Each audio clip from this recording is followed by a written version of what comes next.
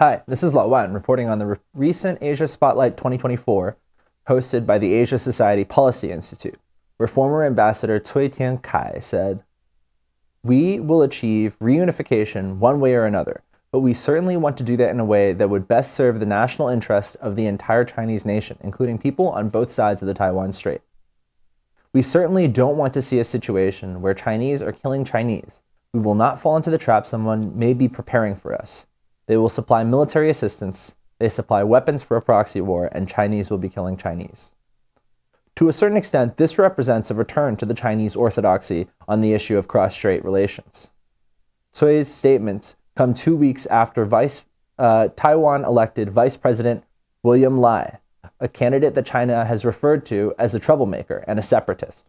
During his talk at the Council for Foreign Relations, Liu Jianchao, who is widely rumored to be China's next foreign minister, chose not to make any direct comments about Lai, even when he was repeatedly asked.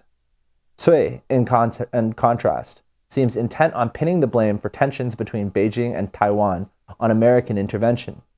When he said, "We certainly don't want to see a situation where Chinese are killing Chinese. We will not fall into the trap somebody may be preparing for us," this might be a euphemistic reference to the American fixation on the possibility of Beijing launching an invasion of Taiwan. Here, for example, is a CNN article discussing the possibility of a Taiwan invasion by China.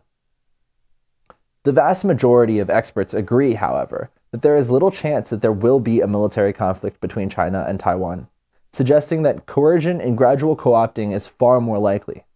This sentiment was corroborated by Dmitry Sevastopol at the Asia Policy Institute. He is a correspondent for the Financial Times who said this: "I think the more sophisticated conversations I've had with people have shifted towards, quote, what if China was to soft blockade Taiwan? I think something like this is more likely. Taiwan is just one source of tension in the relationship between China and America. The two countries' moves towards de-risking in their trade relationship has been a source of tension too." The Wall Street Journal's Ling Wei said this: "The US and their allies are ganging up on China, and Russia is a friend for China. However, the Chinese economy and the Russian economy are not as dependent on each other as China's economy is with the US and Europe," which serves to show the strange and twisted network of international diplomacy. If the US and Europe continue to attempt to decouple their economies from China and Russia, it is possible that the world could be headed towards a new Cold War with the formation of blocs. The think tank Pax Sapiens has created 4 scenarios that may fit the future of US-China relations.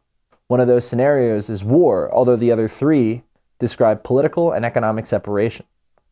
An improvement of the China-US relationship was not one of the scenarios. It seems that for many, there is scant possibility of improved relations between the world's 2 major superpowers. Thank you so much for tuning in. This has been Lao Wan.